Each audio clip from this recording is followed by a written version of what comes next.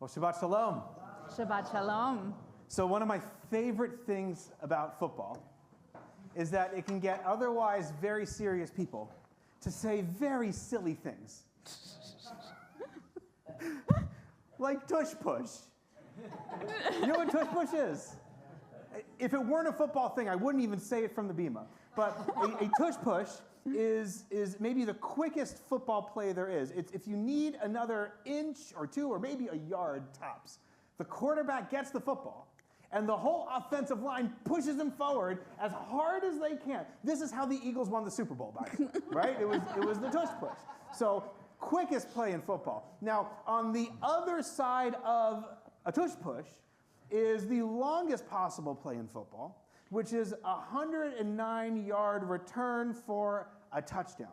And this has happened only twice in the history of the NFL. In 2007, when Antonio Cromartie from the San Diego Chargers returned the football first time in history for 109 yards. Happened second time, the Vikings returned the football in 2013 for 109 yards as well. And you see these guys come down the field. You don't need to know about tush pushes or offside. You don't even know anything about football to appreciate just how amazing it is for somebody to run down the field and pushing guys out of the way and jumping over people and people running in behind them, and by the time they bob and weave and get all the way around, by the time they get to the end zone, it's them celebrating, and the field is littered with people who try to knock them down but couldn't.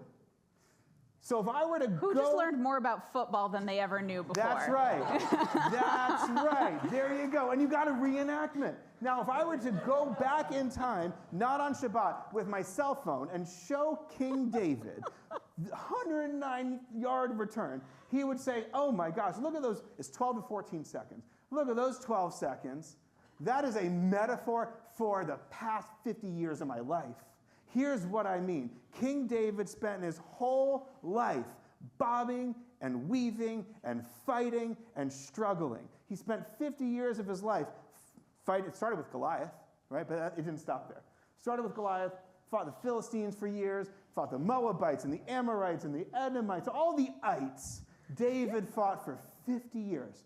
And finally, when we get to the Haftorah portion this week, the Haftorah portion is a portion from a latter part of the Bible that accompanies thematically a theme from the Torah portion. When we get to the Haftorah, and I'm going to share with you at the end what that connection is. When we get to the Haftorah portion, David, at the end of 50 years, is giving essentially a victory song of praise to God. A victory song of praise to God. And I'm going to share with you a line of it in just a couple of minutes. But first, I want to share the preface of the song. And I need to look at my notes here because it is two parts that are very specific. That David addressed the words of this song to God. This is in 2 Samuel. David addressed the words of this song to God after God had done two things that I want you to remember. After God had, one, saved David from the hands of all his enemies, and, everybody say and from the hands of Saul. So, this is a victory song that David is singing after God saved David from the hands of all of his enemies and from the hands of Saul. Two questions for tonight. Who is Saul? Second question, why is Saul on a separate list from all of David's enemies? So who is Saul? Anybody know? So Saul is the first king. I heard king. Saul is the first king of Israel. Saul is the first king of Israel. Saul is, in fact, the king of Israel when David kills Goliath. Saul loves David after David kills Goliath. Saul loves David so much that Saul brings David into the royal house. Saul loves David so much because David is Saul's son. Anybody know? Jonathan. Everybody say John. There you go. Jonathan. Oh, you knew it. Fantastic. So David is Jonathan, Saul's son's best friend. Saul likes David so much that he offers his daughter Michal's hand to David in marriage. That is a vote of confidence. Saul loves David. David loves Saul. Saul loves David, but everybody, it turns out, loves David. Everybody who David meets loves the guy. I'm looking around the room. David's got what the kids say these days. David's got rizz. First and only time I will ever say that word out loud. David's got charisma, right? As the kids say. Yeah. He literally did it for that reaction right over there. That's it. David's got charisma, which means that everybody who meets David likes him. Which means that every time David leaves the house, a crowd swells and starts to follow him. Every time David wins a battle, people are celebrating David, which is great for David and eventually drives, who's the king? Saul crazy. It drives Saul so crazy that in fact Saul tries to kill David by his own hand. David runs away. David runs away, and Saul hunts David with thousands of troops, like foxes, like dogs chasing a fox. And David is hiding and running from Saul for 4 years, for 7 years. The Bible is vague, maybe up to 13 years. David is running from Saul. So, why is Saul on a separate list? Why is David singing a victory song after God saves David from all of his enemies and from the hands of Saul? Why isn't Saul on David's list of enemies? So, maybe you have a list of enemies. Maybe. I don't know if you do. You're all a little grown up for that, but I certainly did in middle school. I don't know. I wrote down all the kids who were bullies. It was like my way of coping with middle school and puberty and all that. But I had a list. Maybe you had a list too. And even if you don't have a written down list, there are definitely people who you don't like in the world. Amen? Amen. I just don't want to be on that list. So this is something that rabbis, and I'm sure cantors, think about all the time. I am a much more courteous driver than I would otherwise be because I don't want to be on that list for you. And I'm about to tell you a totally true story. As I was coming to Washington Hebrew, this was early in my career, I was driving to a meeting. There was a lot of senior leadership that was going to be there, and I was running late. So I'm driving, and a car comes to the stop sign, and I come to the stop sign like a second later, but I'm in a rush. So I just go. And the car here deservedly honks at me, and I turn my head, and it's the president of Washington Hebrew congregation, who I just cut off. And it gets so much worse because we're going to the same meeting. I get there, and he's there. So God, I remember this. Okay. So I'm a better driver because I don't want to be on your list. By the way, I'm very nice to restaurant staff because half the time my wife and I go out for dinner, we run into you. I don't want to be that guy at the restaurant. And by the way, even if I don't run into you at one of the restaurants, this happened just the other day, so many confirmands and kids whose B'nai Mitzvah I did or were involved with work at restaurants. I don't want to be the guy they talk about in the kitchen. So I share all of this with you, not so you think, oh, that rabbi, what a great driver he is, and how nice is he to people at restaurants. This is totally selfish. I don't want to be on your list. So let's assume I'm not on your list. Fantastic.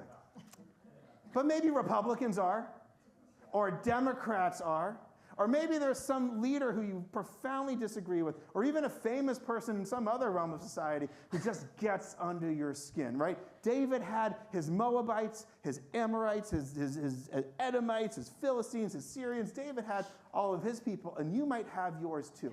The thing with your list of enemies is that you, while they give you a hard time, you actually don't know them very well. These are people who represent something to you, but they weren't and aren't a part of your life. That is one list of enemies. But then you have your, what's the word? Your and list. Then you've got your Sauls. Your Sauls are on your and list. You've got that second list. And these are people who you actually do know really well. These are people who you may have been so close with at a previous chapter of your lives. These are people who you used to call. These are people who you used to see. These are people who used to come over. These are people who used to be a part of your life. And whether they did something or not, that distance, that's what hurts. It's the distance that hurts. And so you might not be able to do anything about your Philistines or your Moabites or your Edomites or your Amorites, but you might be able to do something about your and list. And so now I want to fast forward 30 verses in David's victory song. 30 verses later, David has one of the most amazing lines I've ever seen in the Bible, where David, in his victory song to God, says that God, with you, my God, I can rush a barrier. I love that image so much, I want you to repeat it after me. Rush a barrier. With you, God, I can rush a barrier. With you, God, I can scale a wall. Now, this is an amazing victory passage, because sometimes you don't just have distance between you and someone you love. You don't have just weeks and months and years and maybe even decades apart, but you've set up some walls. You don't want to see them. You don't want to think about them. You don't want them in your life in any kind of way. It's not just miles apart or time apart or decades apart. You've got a wall between you and them. And this might not be all you, but this might be some of you for sure. And so we spend so much of our lives not just creating walls, but running away from those walls we've created. We don't want to see them. We don't want to look at them. We don't want them in our lives anymore. But what happens if instead of running away from the wall that you built, what happens if you rush the wall instead? What happens if you rush the barrier? Because the only way you will ever be able to scale the wall is if you rush the barrier first. The only way you will ever scale that wall is if you rush the barrier first. Now, you might not be able or ready to rush the barrier. That might be too fast. That might be too much. That might be too hard for you right now. And so I want to end by saying maybe there's another way. That the connection between our Torah portion, our Haftorah portion, and the Torah portion is that in our Torah portion this week, we get not a high up wall, but a down low wall. This is the Torah portion where we walk across the sea, where the sea splits and we walk on dry land. So our rabbis ask, how did the sea split? And they tell a story that every rabbi has shared with you up here on the Bima, a story that is so well known that you might even think it's in the Torah itself, but it's actually a midrash, that we are standing before an unparted sea, an absolute uncrossable barrier, and the Egyptian army's coming behind us, and we hear them, and we're terrified of them, and we don't know what to do. And then a man named Nachshon ben Amminadab takes that first step, and nothing happens. So he takes a second step, and nothing happens. The water's up to his knees. He takes a third step. He takes a fourth step. He takes a fifth step, and then the water is above his head, and that's the moment that the ocean parts, and there's a new path forward. So maybe you are not ready to rush the barrier, but can you take that first step? Can you take that second step? Can you reach out, maybe just a text, maybe just a phone call, or if you're not ready for that, maybe just a letter that you've written that you're not ready to send yet, but maybe one day you will be. Are you able to take that next and then next step? Because redemption's not going to come maybe when we rush the barrier. Redemption might come, and a new chapter in your life might begin once you are willing to take that first and necessary step. You might be surprised to have a sea part in front of you. Shabbat shalom. Good Shabbos.